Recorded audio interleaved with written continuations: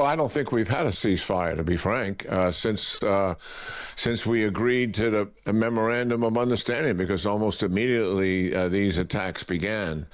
There was two agreements in the memorandum of understanding. One agreement dealt with the Strait of Hormuz. Iran would remove their control of it, and the United States would remove its blockade of it. And the United States has removed its blockade, and Iran has not removed its control at all. US Central Command has confirmed they've launched strikes on Iran after tankers were hit in the Strait of Hormuz. In a post on X, CENTCOM, that is US Central Command, says US Central Command forces have begun launching a series of powerful strikes against Iran to impose heavy costs for targeting and attacking commercial shipping crewed by innocent civilians in an international waterway. It says the US strikes are in response to Iranian attacks on 3 commercial vessels that were transiting the Strait of Hormuz, and the statement goes on to say that Iran's demonstrated aggression was unwarranted, dangerous and a clear violation of the ceasefire. Earlier on the programme, I spoke to Sir Adam Thompson, former UK permanent representative to NATO, and asked for his reaction as that news came in. Speaking as a Brit, rather sympathetic to the British government's decision not to get involved until after this conflict is over. The Iranians think they have won this and have demonstrated that they can shut down the Strait of Hormuz. And President Trump has not yet shown that the United States can consistently keep that strait open, so important for international trade and economic well-being. So the Americans do have to be robust and hope that they push the Iranians back into line. Well, let's speak to General Jack Keane, a retired 4-star general, former Vice Chief of Staff of the US Army. He also serves as chairman of the Institute for the Study of War. Good evening to you, General Keane. Yeah, good evening, Carole. Great to talk to you again. Really good to have you with us. What do you make of this news that the US has launched a series of powerful strikes on Iran after attacks on shipping in the Strait of Hormuz?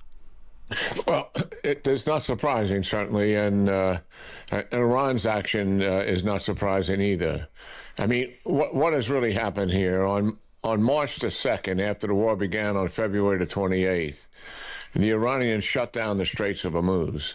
And a month later, the United States and Israel stopped combat operations. And that was largely due to the economic and political impact that was occurring as a result of the increase in oil prices, which meant the increase in gas prices, and so the impact politically in the United States.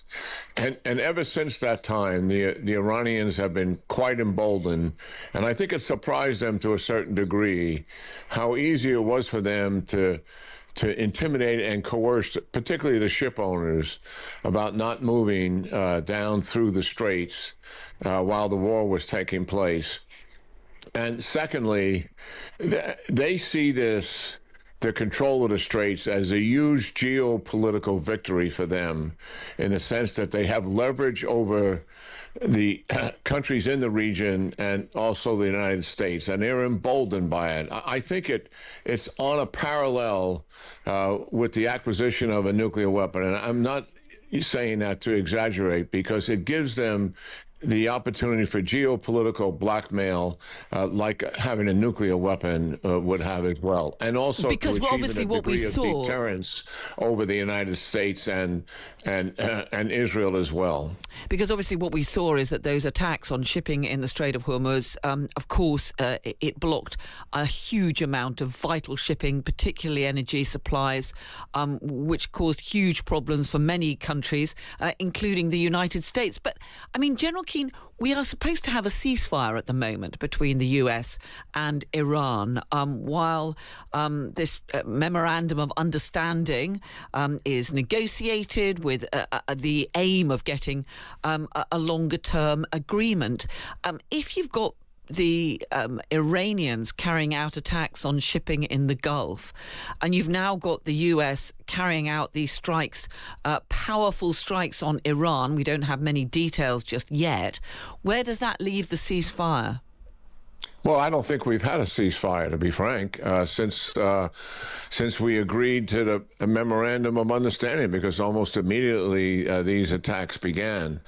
There was two agreements in the memorandum of understanding. One agreement dealt with the Strait of Hormuz. Iran would remove their control of it, and the United States would remove its blockade of it. And the United States has removed its blockade, and Iran has not removed its control at all. As you know, they are directing ships where to go, when to go, and they have to pay insurance to do it. And if they go into the route that the United States has cleared, where 40 to 50 ships a day are passing through, at times they're going to interfere and fire at them. And that is what has happened here. In my judgment, that is not a ceasefire, and we're going to have to deal with this. And at some point, we're heading towards a path of certainly returning to the reality that the United States will have to open the Straits of Hormuz forcibly if this activity continues.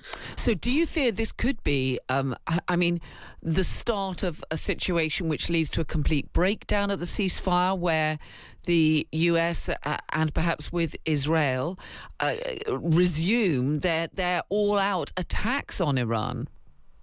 Yeah, the potential is certainly there, and President Trump has said as much as well.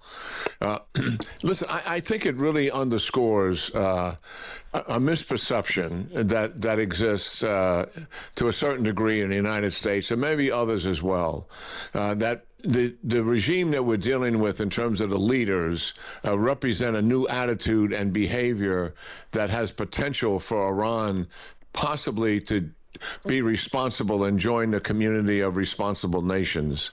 That is, I think that is aspirational to say the least, and it's not borne out by any of the facts. We know right now what they're doing, the aggression that you're just pointing out, but we also know that at Pickaxe Mountain, which is one of the places where the nuclear enterprise is, they are recovering that nuclear enterprise there. And that is a violation of the Memorandum of Understanding. They're supposed to maintain the status quo.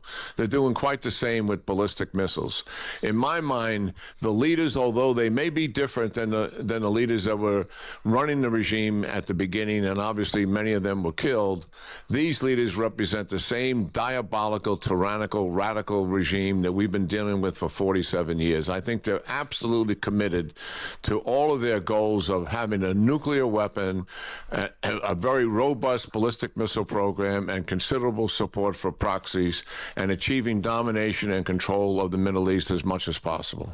President Trump tonight has been having dinner with other NATO leaders at that big summit in Ankara. As he arrived, he made it very plain that he was very annoyed that Britain and indeed most of the other leaders there had refused to get involved in the US-Israeli attacks on Iran. He also, though, talked more widely, didn't he, once again about how he still feels the US is paying too much and that he wants the European NATO leaders to shoulder more of their own defence. I mean, that is something that is happening.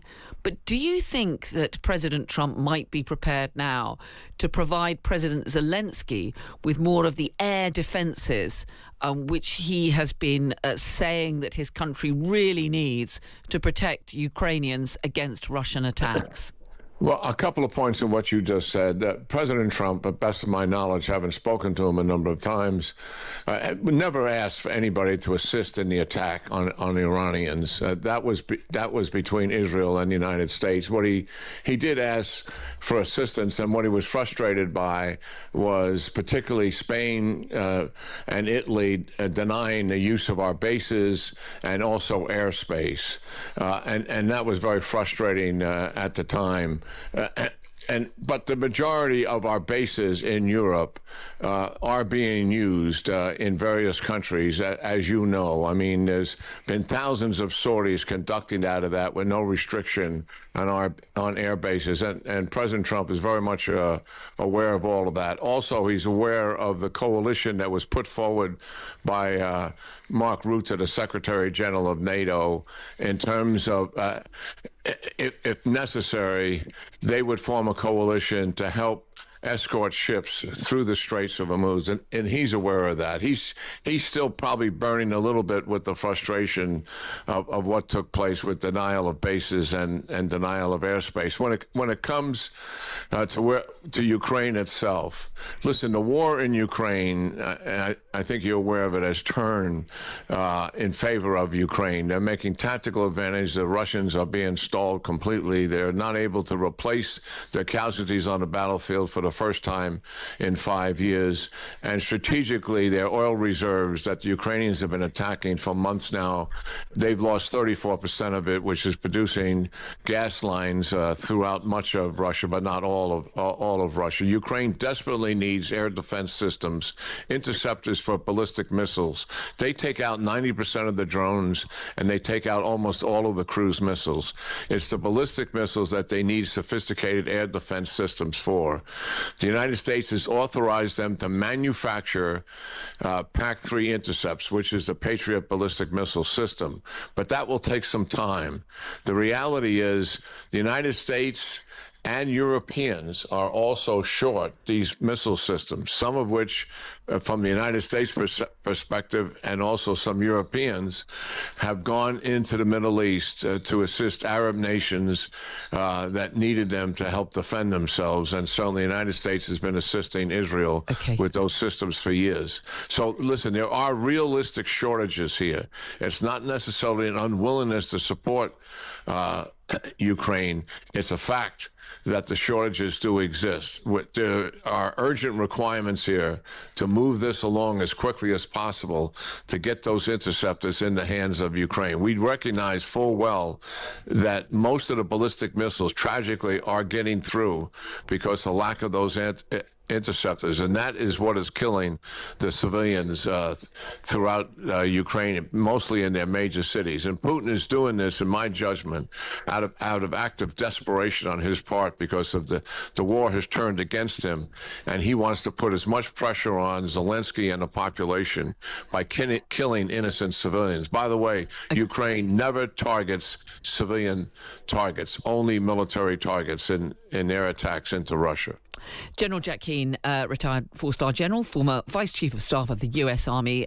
He's now chairman of the Institute for the Study of War. Great to speak to you tonight. Thank you so much. Always good talking to you, Carole. Thank you.